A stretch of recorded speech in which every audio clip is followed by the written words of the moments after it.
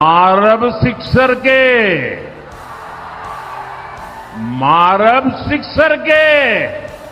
6 गोली छाती में।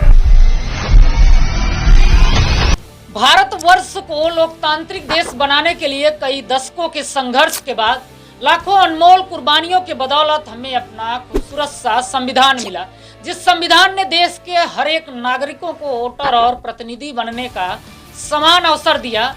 लेकिन जब यही प्रतिनिधि देश और राज्य के मुखिया के पद पर होते हैं तो चुनाव प्रचार का जिम्मा मुखिया की जिम्मेदारी से बड़ा समझने लगते हैं, तो सवाल करना उस समय लाजमी हो जाता है। ये देश के प्रधानमंत्री हैं, ये यूपी के सीएम हैं, ये दिल्ली के सीएम हैं, ये एमपी के सीएम हैं और इसके अलावा ना जाने ऐसे कितने सेंट्रल और स्टेट मिनिस्टर हैं जो अपने मंत्रालय और राजकीय कार्य को छोड़कर महीनों महीनों तक चुनावी कैंपेन में लगे रहते हैं।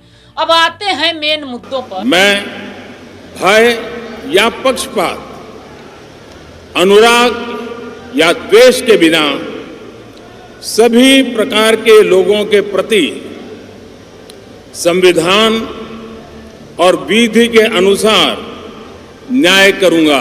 लेकिन ऐसा एकदम नहीं है। प्रधानमंत्री जी ये आप ही के कैबिनेट के मिनिस्टर ललन सिंह हैं।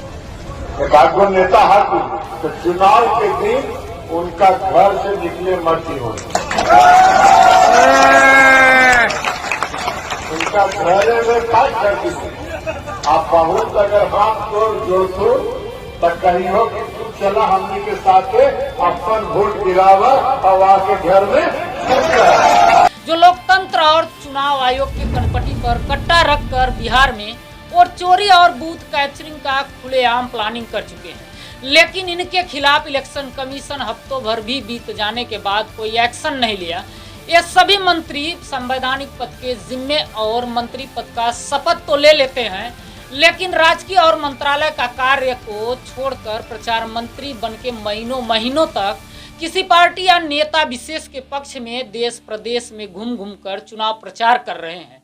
इस दौरान इन मंत्रियों को मिलने वाली सारी वीआईपी वीवीआईपी व्यवस्था, रहने के लिए आजीवन करोड़ों का आवास, चलने के लिए विशेष विमान, हाई सिक्योरिटी वाली गाड़ियों सहित होटलों का खर्च, चिकित्सा सुविधा के साथ साथ न जाने बहुत सारी फैसिलिटीज राजकीय और मंत्रालय के कार्य को पूरा करने के लिए जनता के टैक्स के पैसे से पूरा किया जाता है।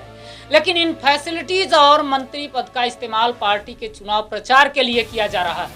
माना कि चुनाव प्रचार करना नेताओं का लोकतांत्रिक अधिकार है, लेकिन क्या यह अधिकार किसी संवैधानिक पद जैसे प्रधानमंत्री या मुख्यमंत्री के पद के जिम्मे से ऊपर है?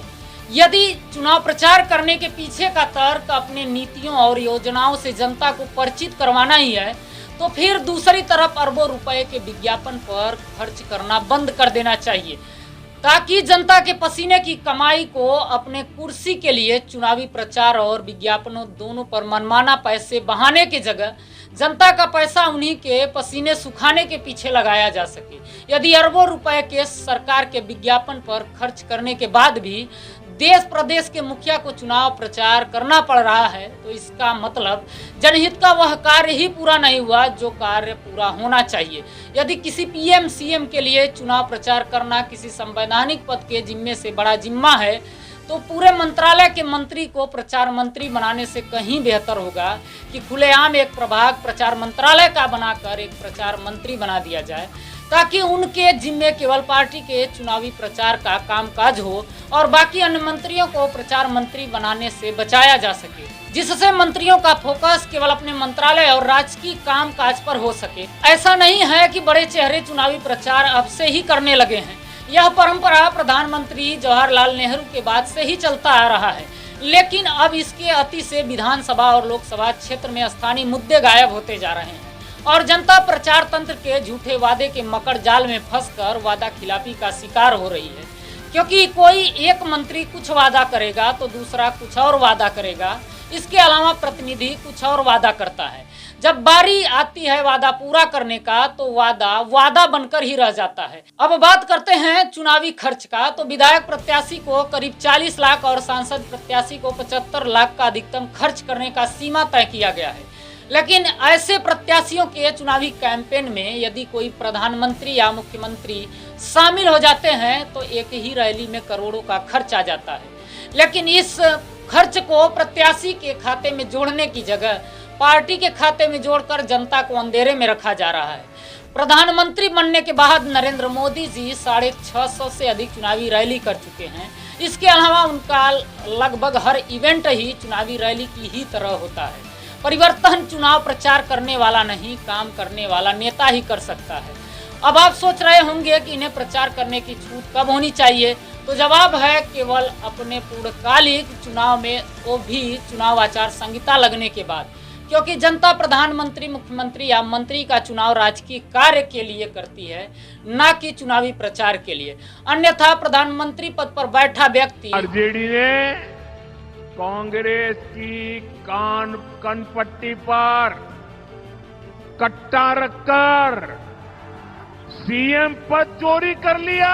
मारब सिक्सर के 6 गोली छाती में। जब गोली कट्टा का बात कर रहा है तो उसके निष्पक्षता पर देश कैसे विश्वास कर सकता है। चुनाव आयोग को प्रधानमंत्री और मुख्यमंत्री के चुनाव प्रचार करने पर लिमिट लगाने के साथ अधिकतम संख्या निर्धारित करना चाहिए ताकि सरकारी मशीनरी का दुरुपयोग कम हो सके। चुनाव आचार संहिता कितना पारदर्शी और कितना सख्त है वो तो पूरा देश ही देख रहा है। फिलहाल प्रधानमंत्री और मुख्यमंत्री को चुनाव प्रचार का छूट देना चाहिए या नहीं, आप अपनी राय और सुझाव कमेंट बॉक्स में जरूर दीजिए। इस वीडियो में फिलहाल इतना ही। अगर वीडियो पसंद आया हो तो शेयर करना ना भूलें। मिलेंगे एक नए सूचना को लेकर, तब तक के लिए नमस्कार।